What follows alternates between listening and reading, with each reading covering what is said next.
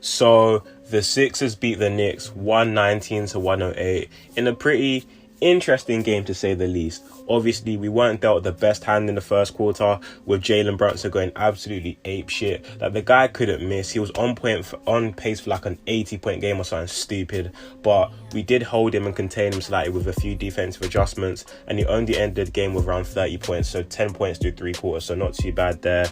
And I felt like at the end of the day, we won this game because we have a man called Joel Embiid, and Doc Rivers started to incorporate Maxey more in the offense. And I'm going to go more into detail about that in a second. But before I do that, please like, subscribe, and without further ado, let's jump right into it. So I feel like I'm going to focus a lot on Tyrese Maxey this game because he's someone who's been struggling over the past couple of games, and fans have been getting onto him saying his shot selection's been bad, he's this, he's that. And I've seen fans really switch up on him. I think you guys are forgetting that Maxey started off the season great. He wasn't necessarily being used very well in the offense before injury, but he was still flamethrowing and being a good spark. But after injury, it's been taking him some time to get used to it, get back into the swing of things, and his shot hasn't been falling. That doesn't mean Maxey's a terrible player all of a sudden. It just means he's taking time to adjust to this new sixth man role and also fully get back to the way he was before his injury. And I feel like today is a very good confidence game for Maxey, and it reminds a lot of Sixers fans Tyrese Maxey still has such great ability. And a large reason for this happening is because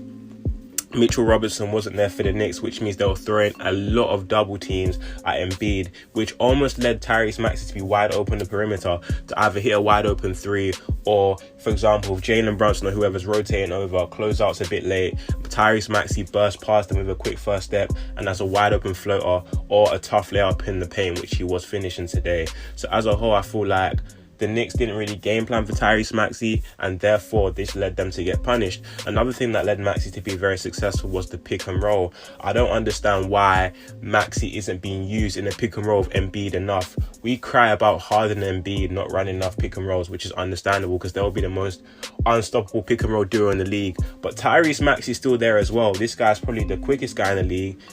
He can still shoot, he can get to the rim, so I don't understand why we didn't run enough. But today we'll run a lot of Maxey pick and rolls in which he was getting to spots from the float or the mid paint area, getting to the rim, and also feeding Embiid when he'd roll to the elbow and take a jumper. So I feel like Tyrese Maxey's decision making, the plays, if you want to call it, that we ran for him were decent, and it just helped him have the best opportunity to be successful, and that's what really helped us win this game. I was happy with the way James Harden played. His shot wasn't falling from three a lot or as a whole, but I feel like the bid still provided that facilitating aspect and was a great passer and was just finding guys wide open. I feel like George Niang, as per usual, with his big third quarters or whatever, when he's hitting big shots, he just helps the Sixers roll and get us back into the swing of the game and the flow of the game. So Niang's always going to be a big bench player for us. However, the one guy I want to focus on is Paul Reed. Now, he may have only played 10 minutes in this game, and if you're going to look at the stat sheet, 0 points, 0 assists. What did this guy really do? But the difference is that when he was on the floor in the Embiidless minutes, I really do like how he kind of held it down. Now, I'm not telling you Paul Reed's amazing or he's this or he's that, but you can see the difference when he's on the floor versus Montrezl Harrell. I'll still like us to bring in a better suited backup five, but for what he did today, he really held his own with some big steals. He held his own in the paint. He may not have blocked shots, but his presence was enough. And again, we weren't getting dominated on the glass because Paul Reed is still a very competent rebounder. So I'm happy that Doc Rivers finally reminded himself that Paul Reed is just sitting on the bench, and he let his love for Montrezl Harrell not get in the way of that. But hopefully moving forward we get to see a bit more of Paul Reed because he did make such a great impact in this game. And yeah, it would have been nice to see Jalen McDaniels. I really thought he would play because he was warming up before the game and was suited up. However, I'm guessing the decision to not play him was because he's barely spent time with the team. He got traded literally a day or two ago, so you want to give him time to get more accustomed to the way we're trying to play. So I understand him not playing, but I'm really looking forward to see the kind of aspect and dynamic J-Mac can bring to this team, because I see a couple aspects in this game where I'm like, Jalen McDaniels could have slotted in there, but hey, we'll see how he fits in, and we'll see if he gets some burn in our next game. I don't know what game that is. I'm going to have to check the schedule, but yeah. But as a whole, pretty decent game today. I'm happy with the way Tyrese Maxey plays. Hopefully it's a confidence booster, because I watched his post-game interview and he was saying how he's been down. He spoke to his family and today just helped him relieve a lot of, yesterday basically, helped him relieve a lot of weight off his shoulders. So look, Tyrese Maxey still has the talent. He's a great, young, up-and-coming player, and this fan base needs to stop switching up on him and flip-flopping when he has a couple of bad games, because it literally happens to everyone.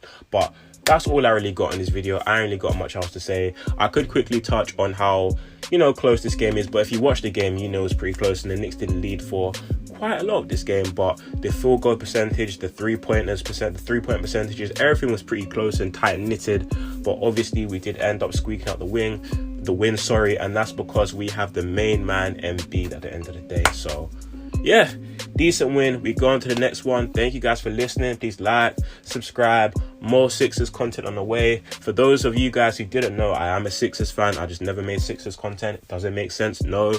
But we're going to get back into the swing of things now. Thank you guys for listening so much. Stay blessed, and I'm out. Peace.